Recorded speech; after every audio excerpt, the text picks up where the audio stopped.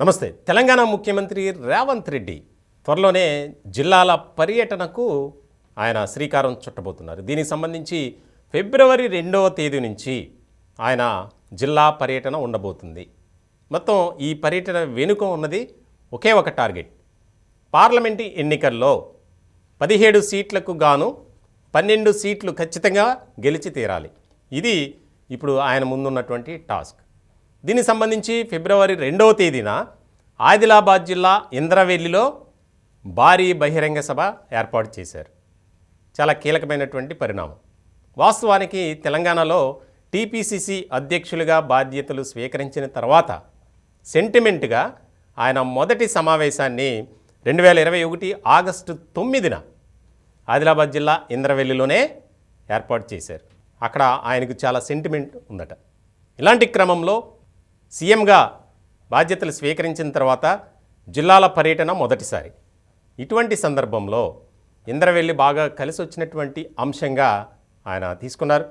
దీనికి సంబంధించి ఫిబ్రవరి 2వ తేదీన అక్కడ పర్యటనకు అలాగే బహిరంగ సభకు కూడా ఆయన సిద్ధమవుతున్నారు. దీనికి సంబంధించి అక్కడ ఎక్కువగా ఆదివాసీలు ఉంటారు. ఆదివాసీలకు సంబంధించినటువంటి అభివృద్ధి కార్యక్రమాలు అలాగే అమరవీరుల స్మృతివనం ప్రారంభించబోతున్నారని, ముఖ్యంగా అక్కడ నాగోబా దేవతను కూడా సందర్శించి ప్రత్యేక పూజలు చేస్తారు. అనంతరం ఆయన పర్యటన అక్కడి నుంచే ప్రారంభం కాబోతుంది అనేది పార్టీ వర్గాల ద్వారా మనకి అందుతుంది.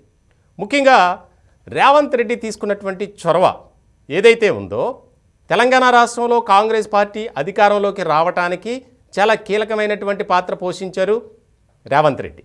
ఇలాంటి నేపథ్యంలో క్యాడర్ ఒక్కొక్కరుగా ఉన్నారు. అంటే ఎవరికి వారే యమునా తీరే అన్న చందంగా.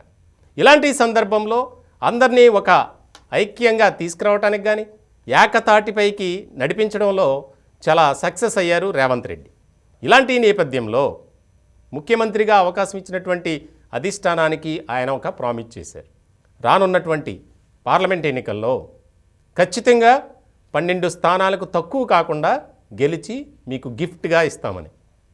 ఇలాంటి సందర్భంలో ఫిబ్రవరి 2 నుంచి జరగబోయే జిల్లాల పర్యటన దీనికి సంబంధించి చాలా కీలకంగా మారింది. ముందుగా అయితే ఫిబ్రవరి 2న అక్కడ ఇంద్రవెల్లిలో సమావేశం బహిరంగ సభ జరుగుద్ది. అనంతరం ఎక్కడ ఎలా నిర్వహించాలనే దాని మీద కూడా ఒక క్లారిటీ మరికొద్ది రోజుల్లోనే రాబోతుంది. ముఖ్యంగా కాంగ్రెస్ క్యాడర్లో జోష్ని నింపాలి. అలాగే ప్రజలకు మనం ఏవైతే వాగ్దానాలు చేశామో, ఏవైతే హామీలు ఇచ్చామో వాటినన్నిటినీ అమలు చేసేందుకు, ప్రజాపాలన అందించేందుకు మనం కృతనిశ్చయంతో ముందుకు వెళ్ళాలి. దీనిలో భాగంగానే మనం ప్రజల దగ్గరికి వెళ్ళి సీట్ల గురించి అలాగే ముఖ్యంగా పార్లమెంటు స్థానాలని గెలుచుకునే విధంగా ప్రజా తీర్పు మన వైపు రావాలి. ఈ దిశగానే క్యాడర్ ప్రతి ఒక్కరూ పనిచేయాలి. కాంగ్రెస్లో ఎవరైతే జెండా మోస్తున్నారో వారందరికీ అధిష్టానం ఖచ్చితమైనటువంటి న్యాయం చేస్తుంది, అవకాశాలు కల్పిస్తుంది అనే దిశగానే ఆయన ప్రతి ఒక్కరికి చెప్తున్నారు. ఇలాంటి క్రమంలో ప్రతిపక్ష పార్టీ బీఆర్ఎస్ను కూడా ఢీ కొట్టడంలో ఆయన ముందున్నారు. ముఖ్యంగా ఫిబ్రవరి 2వ తేదీన చాలా కీలకంగా మారబోతుంది. అధికారంలోకి వచ్చిన తర్వాత ప్రజాక్షేత్రంలో మొట్టమొదటిసారిగా జిల్లాల పర్యటనకు ఇంద్రవల్లి కేంద్రంగా మారబోతుంది.